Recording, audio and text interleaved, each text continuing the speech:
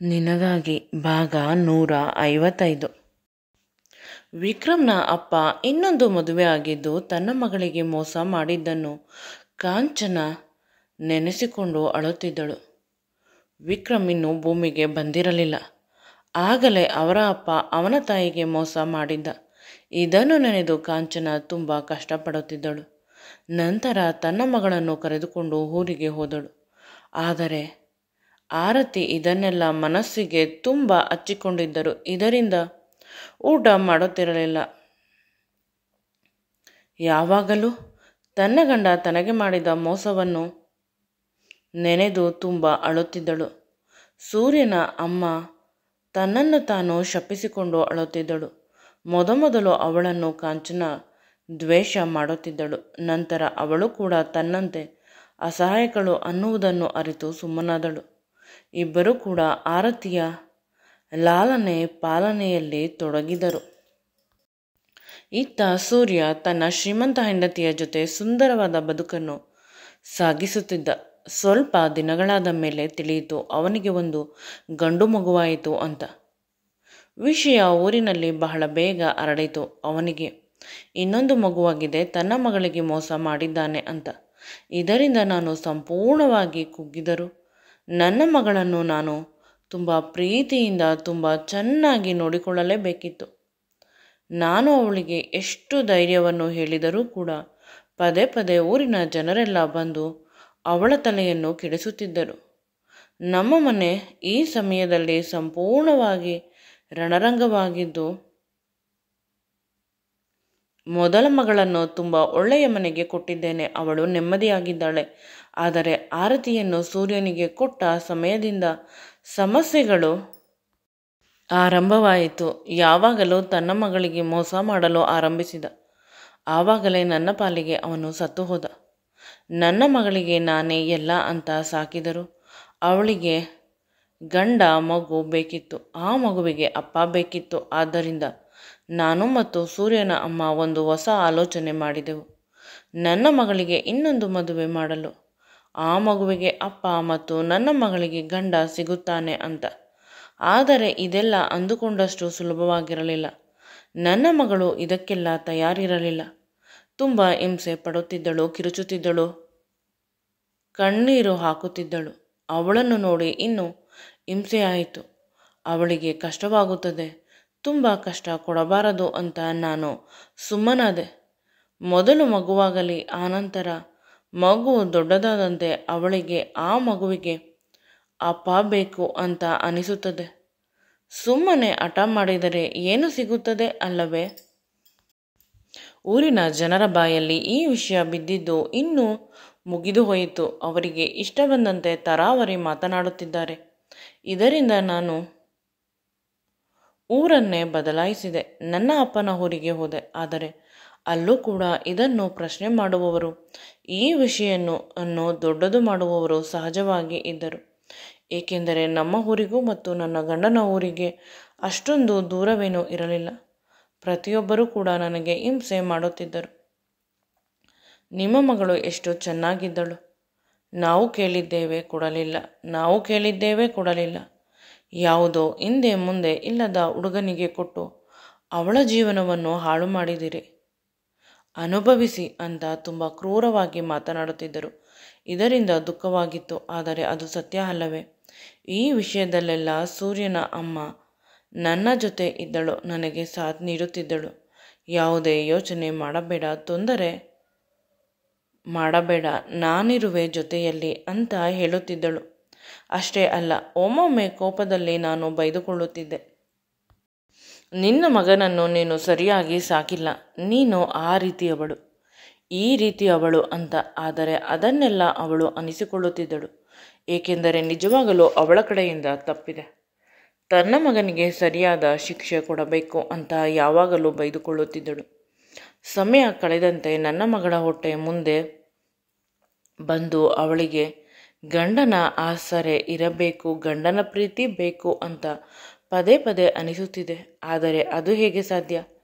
ಗಂಡ ಇನ್ನೊಬ್ಬಳ ತೆಕ್ಕೆಯಲ್ಲಿ ಇದ್ದಾನೆ. ಬಹಳ ಬೇಗ ವಿಕ್ರಮ್ ಹುಟ್ಟಿದ. 7 ತಿಂಗಳಿಗೆ. ಅವನು ಇನ್ನೂ ಚಿಕ್ಕವನು. ಬೆಳವಣಿಗೆ ಸರಿಯಾಗಿ ಇರಲಿಲ್ಲ. ಆಗಲೂ ಕೂಡ ತುಂಬ ಕಷ್ಟದಿಂದ ಬದುಕನ್ನು ಸಾಗಿಸಿದೆ. ನನ್ನ ಗಂಡ ದಿನದಿಂದ ದಿನಕ್ಕೆ ಕುಸಿಯುತ್ತಿದ್ದಾನೆ. ಅವನಿಗೆ ತನ್ನ ಮಗಳು ತನ್ನ ಎದುರಿಗೆ ಈ ರೀತಿ ಇರುವುದನ್ನು ನೋಡಲು ಸಾಧ್ಯವಿಲ್ಲ. ತನ್ನ ಮೊದಲ ಮಗಳು ಬಸರಿಯಾದಳು. ಅವಳನ್ನು ತುಂಬ ಚೆನ್ನಾಗಿ ಅವಳ ಗಂಡ ನೋಡಿಕೊಳ್ಳುತ್ತಿದ್ದ. ಅತ್ತೆ ಮನೆಯಲ್ಲಿ ರಾಜಮರ್ಯಾದೆ. ನಮ್ಮ ಸಂತಾನವನ್ನು ಮುಂದೆ ತರುತ್ತಿದ್ದಾಳೆ ಅಂತ. ಆದರೆ ನನ್ನ ಮುದ್ದಾದ ಎರಡನೇ ಮಗಳಿಗೆ ಸುಖವಿಲ್ಲ. ತುಂಬ ಕಷ್ಟ ಜೀವನ. ಕ್ರಮೇಣ ಗಂಡ ಸತ್ತು ಹೋದ. ನನ್ನ ಮಗಳ ದುಃಖವನ್ನು ನೋಡಲಾರದೆ ಹಾರ್ಟ್ ಅಟ್ಯಾಕ್ ಆಗಿ ಬೆಳಗ್ಗೆ. ಆ ದಿನ ನಾವ್ಯಾರೂ ಮರೆಯಲು ಸಾಧ್ಯವಿಲ್ಲ. ಪ್ರತಿಯೊಬ್ಬರಿಗೂ ಗೊತ್ತು ಅದು ಆರತಿಯ ನೋವಿನಿಂದ ಅಂತ. ಆ ನೋವನ್ನು ನನ್ನ ಗಂಡ ಅರಗಿಸಿಕೊಳ್ಳಲು ಸಾಧ್ಯವಾಗಿಲ್ಲ. ಪ್ರತಿ ಹೆಜ್ಜೆಯಲ್ಲೂ ನಾನು ಧೈರ್ಯವಾಗಿ ಇರಬೇಕಿತ್ತು. ಆ ಸಂದರ್ಭದಲ್ಲಿ ತುಂಬ ಚೆನ್ನಾಗಿ ನಿಭಾಯಿಸಲೇಬೇಕಿತ್ತು. ವಿಧಿ ಇರಲಿಲ್ಲ. ವಿಧಿ ನನ್ನ ವಿಷಯದಲ್ಲಿ ತುಂಬ ಕ್ರೂರವಾಗಿ ನಡೆದುಕೊಂಡಿತ್ತು. ನಾನು ಏನು ಮಾಡಬೇಕು ಅಂತ ತಿಳಿಯದೆ ಕಂಗಾಲಾದೆ. ಆಗ ನಿಜವಾಗಲೂ ಕೂಡ ಸೂರ್ಯನ ಅಮ್ಮ ನನಗೆ ಸಮಾಧಾನ ಮಾಡಿದಳು. ನನ್ನ ಕಷ್ಟದ ಸಮಯದಲ್ಲಿ ನನಗೆ ಸಾಥ್ ನೀಡಿದಳು. ಆರತಿ ಮಗು ದೊಡ್ಡವನಾದಂತೆ ನನಗೆ ನನ್ನ ಕಷ್ಟ ಮುಗಿದು ಹೋಗುತ್ತಿತ್ತು. ಇವಳು ಕೂಡ ಯಾವುದೋ ಒಂದು ಚಿಕ್ಕ ಕೆಲಸಕ್ಕೆ ಹೋಗುತ್ತಿದ್ದಳು. ಎಲ್ಲ ಸರಿ ಹೋಗುತ್ತಿದೆ ಅಂತ ಅಂದುಕೊಳ್ಳಬೇಕಾದಾಗ ಇದ್ದಕ್ಕಿದ್ದಂತೆ ಸೂರ್ಯ ಬಂದು ಆರತಿಯನ್ನು ಬೇಡಿಕೊಂಡ. ದಯವಿಟ್ಟು ನೀನು ನನ್ನ ಮನೆಯಲ್ಲಿ ಹೆಂಡತಿಯಾಗಿ ಇರು. ನಿನಗೆ ಬೆಂಗಳೂರಿನಲ್ಲಿ ಒಂದು ಮನೆ ಮಾಡುತ್ತೇನೆ ಅಂತ ಅವನು ತುಂಬ ಪ್ರೀತಿಯಿಂದ ಹೇಳಿದ. ಆಗ ಅವಳು ಹೇಳಿದ್ದು ಒಂದೇ ಮಾತು, ನೀನು ನಿನ್ನ ಮೊದಲ ಹೆಂಡತಿಯನ್ನು ಬಿಟ್ಟರೆ ಮಾತ್ರ ನಾನು ನಿನ್ನ ಜೊತೆ ಬರುವುದು ಅಂತ. ಆದರೆ ಅವನು ಒಪ್ಪಲಿಲ್ಲ, ತಲೆ ತಗ್ಗಿಸಿದ. ಆಗ ಅವನಮ್ಮ ಅವನಿಗೆ ಚೆನ್ನಾಗಿ ಹೊಡೆದಳು. ನಮ್ಮ ಸಂಸಾರವನ್ನು ಹಾಳು ಮಾಡಿದೆ. ನಿನ್ನಂಥ ಕ್ರೂರಿ ಮಗ ಯಾರಿಗೂ ಬೇಡ ಅಂತ. ಇದಾದ ಮೇಲೆ ನನ್ನ ಮಗಳು ಸ್ವಲ್ಪ ವೀಕ್ ಆದರು ಎಂದು ದಾರಿಯಲ್ಲಿ ಹೋಗಬೇಕಾದಾಗ ಯಾರೋ ಒಂದು ಹುಡುಗ ಅವಳ ಕೈಯನ್ನು ಹಿಡಿದು ಎಳೆದನಂತೆ. ನಿನಗೆ ಗಂಡ ಇಲ್ಲ, ನನಗೆ ಹೆಂಡತಿ ಇಲ್ಲ, ನಾವಿಬ್ಬರು ಮದುವೆ ಆಗಿಬಿಡೋಣ. ನಿನ್ನನ್ನು ನೋಡಿದರೆ ಕಚ್ಚಿ ತಿನ್ನಬೇಕು ಅಂತ ಅನಿಸುತ್ತದೆ. ನಿನ್ನಂಥ ಸುಂದರವಾದ ಹೆಂಡತಿಯನ್ನು ನಿನ್ನ ಗಂಡ ಹೇಗೆ ಬಿಟ್ಟು ಹೋದ? ಇನ್ನೊಂದು ಮದುವೆ ಆದ ಅಂತ ತುಂಬ ಬಣ್ಣದ ಮಾತುಗಳನ್ನು ಆಡುತ್ತಿದ್ದರೂ ಕೂಡ ಇವಳು ಕೋಪ ಮಾಡಿಕೊಳ್ಳದೆ ಹೋಗುತ್ತಿದ್ದಳು. ಆದರೆ ಅವನು ಪದೇ ಪದೇ ಇವಳ ಕೈಯನ್ನು ಹಿಡಿದು ಎಳೆದ. ಆಗ ಅವಳು ವಿಧಿಯಿಲ್ಲದೆ ಅವನ ಕೆನ್ನೆಗೆ ಹೊಡೆಯಲೇಬೇಕಿತ್ತು. ನಂತರ ತಿಳಿದು ಬಂತು, ಅವನು ಬೇರೆ ಯಾರೂ ಅಲ್ಲ, ಈ ಊರಿನ ಪಟೇಲನ ಮಗ. ಅವನಿಗೆ ಎಲ್ಲ ರೀತಿ ಪವರ್ ಇರುತ್ತದೆ. ಆದರೆ ಅವನ ಕೆನ್ನೆಗೆ ಹೊಡೆದು ತಪ್ಪು ಮಾಡಿದಳು. ಇದರ ಪರಿಣಾಮವಾಗಿ ಆಗಬಾರದ್ದು ಆಗಿ ಹೋಯಿತು. ಕೆಲಸದಿಂದ ತೆಗೆದು ಹಾಕಿಸಿದರು. ಊರಿನಲ್ಲಿ ಏನೇನು ಕಷ್ಟ ಕೊಡಬೇಕು ಎಲ್ಲ ಕಷ್ಟವನ್ನು ಕೊಡಲು ಆರಂಭಿಸಿದರು.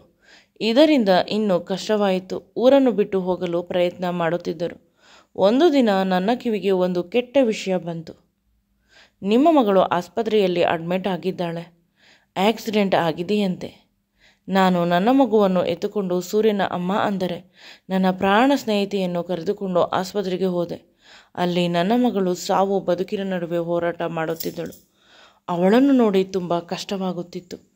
ಆದರೆ ಕೆಲವೇ ಸಮಯದಲ್ಲಿ ಡಾಕ್ಟರ್ ಹೇಳಿದರು, ನಿಮ್ಮ ಮಗಳು ಈ ಪ್ರಪಂಚವನ್ನು ಬಿಟ್ಟು ಹೋಗಿದ್ದಾಳೆ ಅಂತ. ಅಲ್ಲಿಗೆ ನನ್ನ ಪ್ರೀತಿಯ ಪ್ರಪಂಚ ಸಂಪೂರ್ಣವಾಗಿ ಕುಸಿದು ಹೋಗಿ ಕೆಳಗೆ ಕುಸಿದೆ. ಆ ದುಃಖವನ್ನು ಭರಿಸುವ ಶಕ್ತಿ ನನ್ನಲ್ಲಿ ಇರಲಿಲ್ಲ. ಆದರೆ ಆಕ್ಸಿಡೆಂಟ್ ಹೇಗಾಯಿತು ಅನ್ನುವ ಪ್ರಶ್ನೆ ಉದ್ಭವವಾಯಿತು. ತುಂಬ ಕಷ್ಟವಾಗುತ್ತಿತ್ತು ಜೀವನ. ಆ ಮಗುವನ್ನು ಕಟ್ಟಿಕೊಂಡು ಹೇಗೆ ಬದುಕುವುದು? ಕಷ್ಟದ ಮೇಲೆ ಕಷ್ಟ, ಕಷ್ಟದ ಮೇಲೆ ಕಷ್ಟ. ನನ್ನ ಪ್ರಾಣಕ್ಕಿಂತ ಹೆಚ್ಚಾಗಿ ಪ್ರೀತಿಸುತ್ತಿದ್ದ ಮಗಳನ್ನು ಕಳೆದುಕೊಂಡಿದ್ದು ದುಃಖವಾಯಿತು. ಕ್ರೂರ ವಿಧಿಯೇ ಏಕೆ ಈ ರೀತಿ ಮಾಡಿದೆ, ಅಯ್ಯೋ. ಅನಂತರ ಸೂರ್ಯ ಬಂದು ಆ ಮಗುವನ್ನು ಕರೆದುಕೊಂಡು ಹೋದ. ಅಮ್ಮ, ಇಲ್ಲ, ನೀನು ತುಂಬ ಕಷ್ಟಪಡುತ್ತಿದ್ದೀಯ, ನಾನು ಸಾಕುತ್ತೇನೆ. ಬೇಕಾದರೆ ವಾರಕ್ಕೆ ಒಂದು ಬಾರಿ ಬಂದು ಮಗುವನ್ನು ನೋಡಿಕೊಂಡು ಹೋಗು ಅಂತ. ಬದುಕುವ ಶಕ್ತಿ ಇರಲಿಲ್ಲ. ಆ ಮಗುವೇ ವಿಕ್ರಮ್. ವಿಕ್ರಮ್ ತುಂಬ ಕ್ರೂರಿ, ಆದರೆ ಅಮ್ಮ ತುಂಬ ಒಳ್ಳೆಯವಳು. ತುಂಬ ಕೆಟ್ಟದಾಗಿ ಅವನನ್ನು ನೋಡಿಕೊಂಡರೂ ನಾನು ಸುಮ್ಮನಿರಬೇಕಿತ್ತು. ಏಕೆಂದರೆ ವಿಕ್ರಮನ್ನು ಸಾಕುವ ಶಕ್ತಿ ನನ್ನಲ್ಲಿ ಇರಲಿಲ್ಲ. ದೂರದಿಂದ ಅವನನ್ನು ನೋಡಿ ಅಲ್ಲಲ್ಲಿ ಹೋಗಿ ಸಮಾಧಾನ ಮಾಡಿಕೊಳ್ಳುತ್ತಿದ್ದೆ. ಯಾರಿಗೂ ದೇವರು ಈ ರೀತಿ ಕಷ್ಟವನ್ನು ಕೊಡಬಾರದು. ನಾನು ತುಂಬ ದುಃಖದಲ್ಲಿ ಇದ್ದೆ. ದೂರದಿಂದಲೇ ವಿಕ್ರಮ್ನನ್ನು ನೋಡುತ್ತಿದ್ದೆ. ಅವನ ಬೆಳವಣಿಗೆ ನನಗೆ ಖುಷಿ ಕೊಡುತ್ತಿತ್ತು. ಅವನನ್ನು ನೋಡಿಕೊಳ್ಳಲೇಬೇಕಿತ್ತು ಅಂತ ಸೂರ್ಯನ ತಾಯಿಯನ್ನು ಆ ಮನೆಗೆ ಕಳಿಸಿದೆ. ಅಂದಿನಿಂದ ಅವನನ್ನು ನೋಡಿಕೊಳ್ಳಲು ಇಲ್ಲಿಯವರೆಗೂ ನಾನು ವಿಕ್ರಮ್ನನ್ನು ದೂರದಿಂದಲೇ ನೋಡುತ್ತಿದ್ದೆ. ಆದರೆ ವಯಸ್ಸಾದಂತೆ ನನಗೂ ಕೂಡ ಅವನನ್ನು ಬಿಟ್ಟಿರಲು ಆಗದೆ ಇವರ ಫಾರ್ಮ್ ಹೌಸ್ಗೆ ಬಂದು ಕೆಲಸಕ್ಕೆ ಸೇರಿಕೊಂಡೆ. ಈ ಎಲ್ಲ ವಿಷಯವನ್ನು ನೆನೆಸಿಕೊಂಡು ಕಾಂಚನ ತುಂಬ ಜೋರಾಗಿ ಅಳುತ್ತಿದ್ದಳು. ಈ ವಿಡಿಯೋ ನಿಮಗೆ ಇಷ್ಟವಾಗಿದ್ದಲ್ಲಿ ನನ್ನ ಚಾನಲನ್ನು ಲೈಕ್ ಮಾಡಿ, ಶೇರ್ ಮಾಡಿ ಮತ್ತು ಸಬ್ಸ್ಕ್ರೈಬ್ ಮಾಡಿ. Thanks for watching.